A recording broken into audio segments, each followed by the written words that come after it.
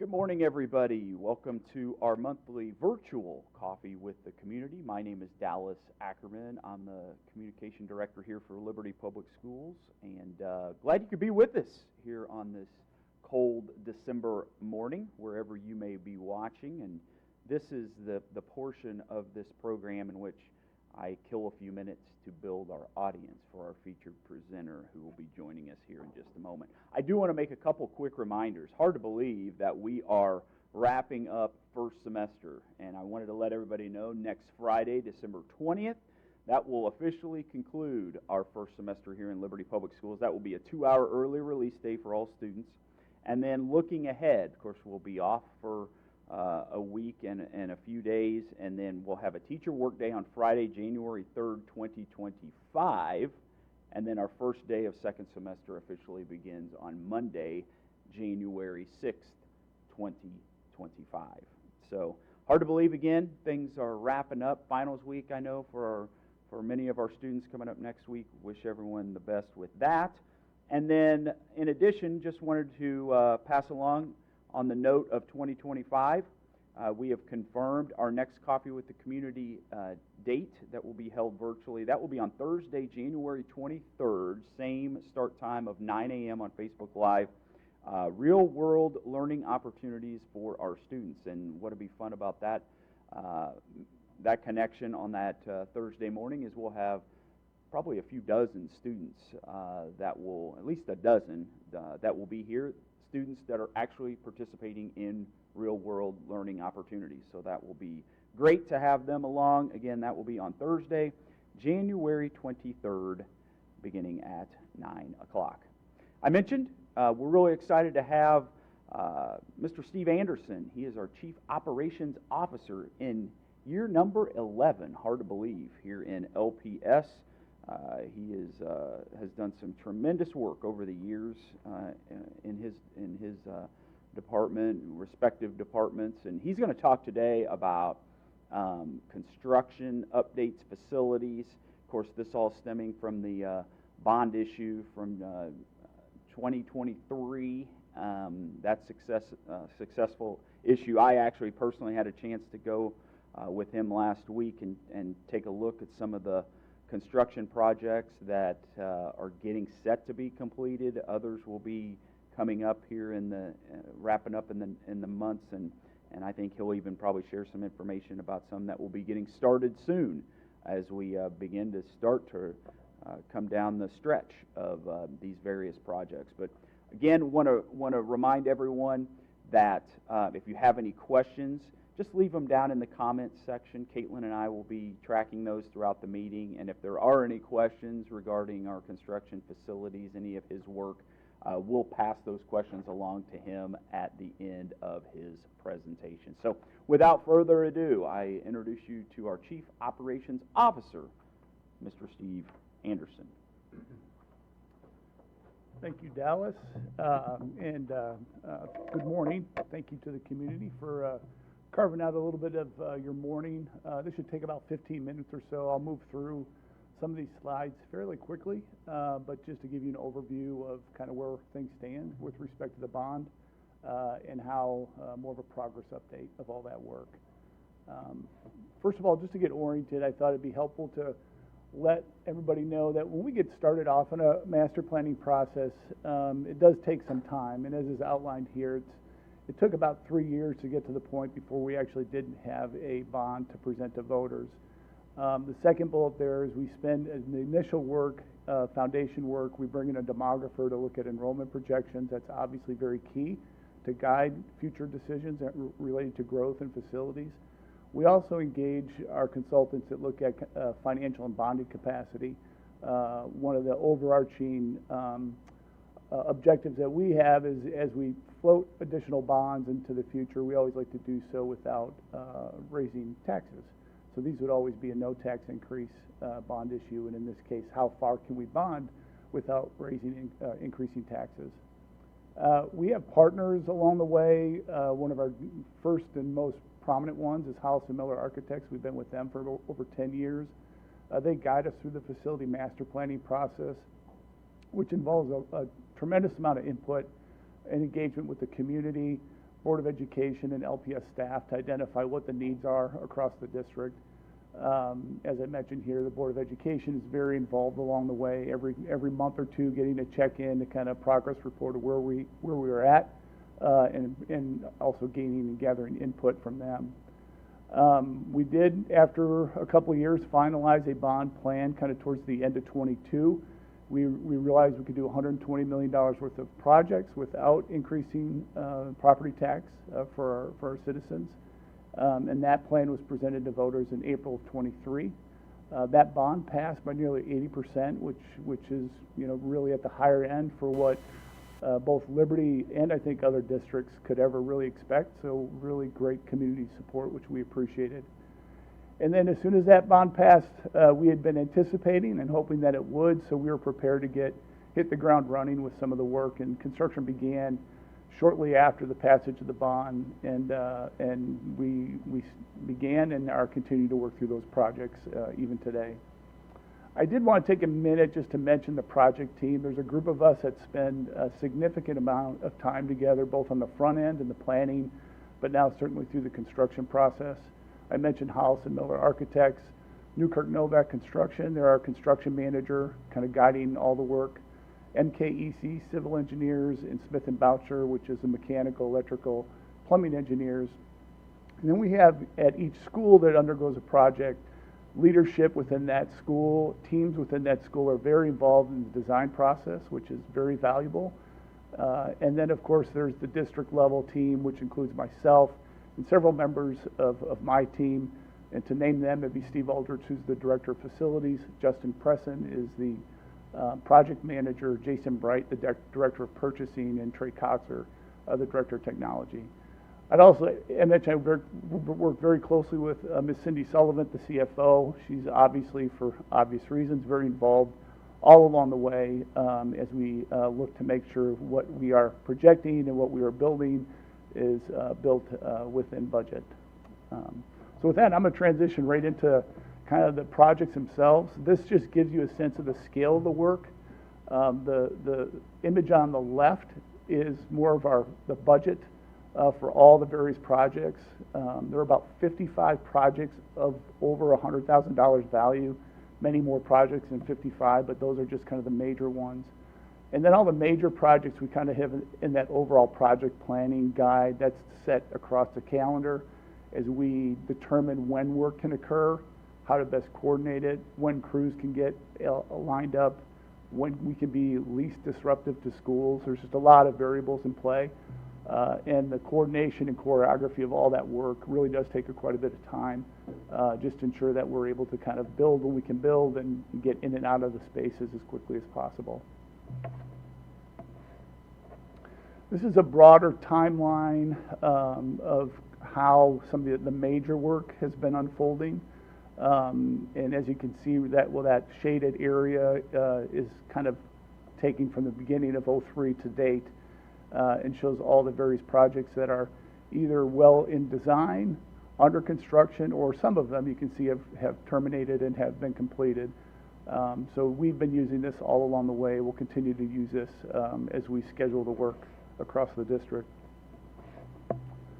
A couple of the first projects that we hit early were athletic spaces, and so the first one was the tennis courts. I'll allude here in a minute to the baseball, softball projects. This was in large part dictated by the need of trying to get the work in and out ahead of one of the seasons, either whether it be fall or spring. And so we really got to work pretty quickly right out of the gate, worked through the summer and wrapped this project up. Feel really good about how it turned out. Didn't run into too many issues along the way, and we're able to get this one done within budget. Other projects that have been completed are both softball, baseball complexes at both Liberty North and Liberty High School. The image is here on the left were the conceptual drawings, and it's kind of hard to believe when you look at it from the air. Those are the aerial shots on the right, and that's how it looks, how it presents from a drone. But as you can see, this work turned out great. Both fields have been in high use since they were completed here earlier this year. Across the district, we have been undergoing significant upgrades in each building with respect to LED lighting. This has been a very significant project in that it hits every building. It's also been a little bit complicated to try to get in and out of spaces in a way that is not too disruptive to the work that's going on in classrooms. And then there's, of course, only so much you can do over the summer. But we've made good headway. We've got quite a bit of work to do there. The return on this investment, it takes a few years, but with the lower cost on electricity, obviously is significant. The other thing that I always like to note is the lifespan of every bulb in all these facilities is much longer and much longer, and therefore the amount of time and labor to kind of get in and replace bulbs decreases significantly. So there's some added benefits there as well. But that work is progressing along well. We also have been up to date receiving some rebates from Evergy to help get by more work with a little bit less district funds. The next three projects are all, the foundation of each of these projects was to put a code-related approved shelter on site, storm shelter. We wanted to do that at all three sites, but then also how we can best take advantage of that and use that space. So these are storm shelters, but they also provide other benefits as well. So the first one is at Epic, the addition of Epic for a gym primarily. And the gym will also serve as, it has a stage to it. You can see this in one of the pictures here. And the stage will close down and that becomes a music room. Right now, music, art, PE are all within the cafeteria space. So they'll all be moving out of the cafeteria space and into this new facility. So the music room is there. And then behind, I think that lower right shot there from the outside is the art room addition off the back of the gym. So that's been a very involved project over the last several months. They're actually ahead of schedule, hoping to be wrapping up here in February and allowing for the students to move in and take advantage of this great new space. Discovery Middle School and South Valley are mirror projects of one another, so I'll cover them both off fairly quickly, but is within one little presentation here. But these two are to serve two purposes. So they both schools needed additional auxiliary gym space, and that is shown here clearly. It's a middle level size gym. But both of those schools, if you've been in there for a presentation or a performance in the past, their performance space is shared with the cafeteria.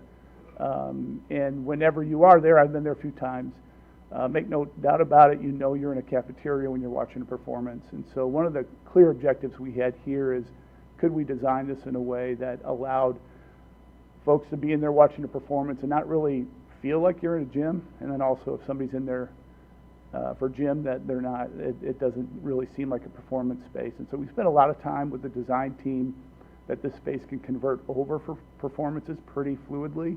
You can see the stands that will roll down, the seating arrangement, those will be soft seating to be more of a theater type of situation. They scroll back when PE is in session or if a team is using the facility and just use the lower couple rows of those bleachers for seating. This too has been coming along quite well. They're just getting those spaces sealed up and beginning to work inside in earnest. You can see that here in those pictures, upper right and lower, and expect here to kind of start wrapping the work up there through the winter, early spring, and having these ready to be complete here by the early summer. But again, coming along quite well. And this is some pictures from South Valley. South Valley is just a couple weeks ahead construction-wise, but effectively the same project. Heritage Middle School has probably been, of all the work that we're doing, the most complicated, and that's because we've been in this building. We've been in there for some time working on phase 1, which is getting ready to wrap up, and phase 2 will begin here as soon as summer hits. Phase 1 is the 64 building, which is the building that is furthest to the south. And as you can see in some of these pictures, we did a significant amount of renovation and updating and upgrading throughout that space. We've done some HVAC work as well, in addition to other infrastructure type repair and work related to technology. We also redid the cafeteria and kitchen area. The cafe is below kind of center there, and that project's complete. As I said, the 64 building, they're just wrapping up now. When students come back in January, they'll be occupying this space. And then, as I mentioned, shortly thereafter, as we approach summer, we'll be getting into the 23 or the original building and have another round of pretty significant and intrusive work. Of course, coordinating with the folks at the building level very, very carefully along the way to minimize disruption and make sure everybody's safe throughout the process. Liberty High School, kind of in a similar vein, we are just wrapping up phase 1 over there now. Students will be moving into that space when they come back after break. And this really involves the 400s wing renovation where SPED, FACS, and ART is located. And that's in that lower area center of the site plan that kind of shows the general redesign of that space. Significant upgrades along the way. The photos show some of this, but that whole building, that area of the building looks completely new. And I know the staff over there is excited to move in. As that wraps up, we are right now accepting bids for phase 2, which is that image along the right-hand side, that long image, which is the corridor, cafeteria seating area, and connecting point from the front of the school to the PAC to the back, and then in addition, redoing the kitchen and scramble area. That too is going to be a very involved and invasive project starting this summer, maybe a little bit early because there's quite a bit of work to be done there, but hope to have that done by August of 25. I should have mentioned the project at Heritage phase 2 will begin in the summer. That work will continue all the way through the end of the calendar year 25. The Liberty Academy is next here on the list. We've just begun work out there. You can see the steel framing for the addition for a shop building that will have a breezeway that connects to the existing academy facility. The building addition is just under 2,000 square feet and really is designed to be as flexible as we can be so that if somebody wants to work on a car, they can work on a car. If somebody wants to do some more intensive painting or steel work or metal bending or woodworking, they're going to have the ability to convert and move spaces and accommodate the students that are there now, but also the students that show up over time. This has been a much needed addition out here. They've tried to do some of this work inside that existing building and it's just not wanting to allow for it. And so I think this will really allow for them to expand some of these programs. We also, in the lower right, we added a court, playing surface, that it's a pickleball / basketball court. The students out there really didn't have anywhere to go to do any type of organized outdoor activity. So we put this in right out of the gate this summer, and this too has been really well utilized by the staff and students at that building. We expect this to be done by spring of next year. District Technology Center, the old Mid-Continent Library, the district bought that a few years ago with, at the time, some thinking that we might want to move our technology department over there and all of their needs as it relates to servers and everything that they need to kind of make the district function from a technology standpoint. We were able to move over the fine arts program and Kids Zone programs as well. And this project took a little bit of time. We wrapped up here this summer, right before the start of school, and those departments are now moved over, fully operational. And I think that's been a great move for those folks over there. The distribution center, so our distribution purchasing department and our nutrition services department are presently located at the support services facility, or the bus barn. They were really crammed for space there for about a generation, and we had known for some time we needed to come up with another location for these departments. Last few years we've been renting space in different parts of the metro for storage. all of our food storage or cold food storage was off-site. We were one of the few districts that did not have on-site cold food storage, frozen or refrigerated. And that really put us at a disadvantage, especially when COVID hit. We scrambled through that, realized that this was a pressing need, and really believe it's going to help us significantly as we take advantage of commodity purchasing and being able to make more bulk purchases and hold on to them for a period of time within this facility. So Nutrition Services will be down there in their team, and of course the purchasing warehouse department. This is located right down by the facility center, if you're familiar with that, off of 291 Highway. This too is scheduled to be complete in spring of '25. One of the, much like the LED projects, the playground upgrades across the district, every elementary school is being touched in some manner. And we have been working through a handful of these each year. We've got a few done. We have several more to go. This too, we worked very closely with the staff at the buildings and worked very closely with our SPED department leadership. We brought in some consultants just to make sure, and our overarching objective is let's do all these facilities, upgrade them, make them safe, highly functional, and make them really accessible and friendly to all populations of students, and have worked hard to make sure that was factored into all of the design work, and now as you're seeing them come to fruition. This has been a fun project at the building level. It's been fun too, seeing the students, it's easy to see the appreciation here as they can take advantage of these new facilities. But again, handful done, and we're about a third of the way to completion. But we'll continue to work on this over the next couple of years. We also hit a couple elementary schools over the summer and did more interior work and remodeling. The first one I'm showing here is Franklin. One of the priorities was the safe and secure entry for Franklin. It was fine, but when we did the initial work back a few years ago, we got by with kind of a phase one that was safe, but we knew we wanted to go back at some point and build it to the model or standard that our other schools are at.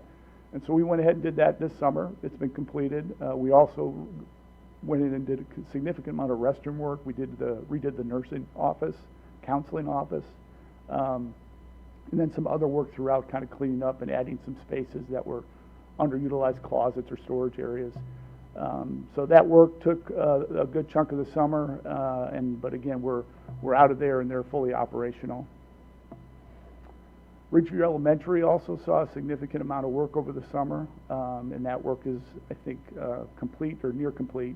We redid the front entryway, admin area, moved the nurse's office. The nurse's office was not very accessible to students, so created some additional space for them, and did some LED restroom work along the way as well at Ridgeview. And then Alexander Donovan, same type of work. We did some front office work, nurses space, break room, and some restroom work. Both Ridgeview and Donovan are also receiving quite a bit of HVAC upgrades and replacement. I didn't mention that in any specific slide, but it's worth mentioning the amount of investment also as part of the bond into the type of work that is probably not fully appreciated, but very costly is a lot of the systems works related to HVAC, roofing, technology is pretty much peppered through many, many projects. A couple of projects that are just starting to get kicked off with design. The first one here is Liberty Middle School. We had entertained as part of the bond adding a running track. Very conceptually, we looked at actually putting the running track just down south of the current soccer field. The more time we got into the design and surveying the site and looking at other options, we decided to go ahead and build an official track around the entire facility, as you can see in that image on the left. So we're still under design here. It'll include a full play field. It will be natural grass turf. We are not putting artificial turf there. One, to keep costs down on the front end, but also knowing the replacement costs once those come off and our need of replacement are rather pricey. So we're spending extra money and time on drainage and some of the base layering underneath the grass to make sure that it is well designed to handle the increased traffic from the middle level, some middle level sports, and then of course the community that will be free to use the space once it's up and open. That project is likely to begin construction late summer 25, and will take us much of the balance of the calendar year of 25, hoping to have that done by spring of 26. So that's an overview of all the major projects. I just would like to conclude by saying that we are already beginning the next round of master planning, and that's just part of the cycle the district has been on for a couple generations now. It's every 5 years you're kind of doing a reevaluation. So we did receive back in the summer a demography report with enrollment projections. We have that on hand. We've re-engaged with our financial consultants to look at our bonding capacity. So we kind of have those foundation elements in place. And then here we'll soon begin, probably next year, 25, 26, to re-engage architects to look at the next round of facility master planning. And that concludes what I have. I don't know if there's any questions. If not, I appreciate you tuning in. Certainly reach out to us if you do have any questions. We'd be happy to answer. And I hope everybody has a great holiday. Thank you.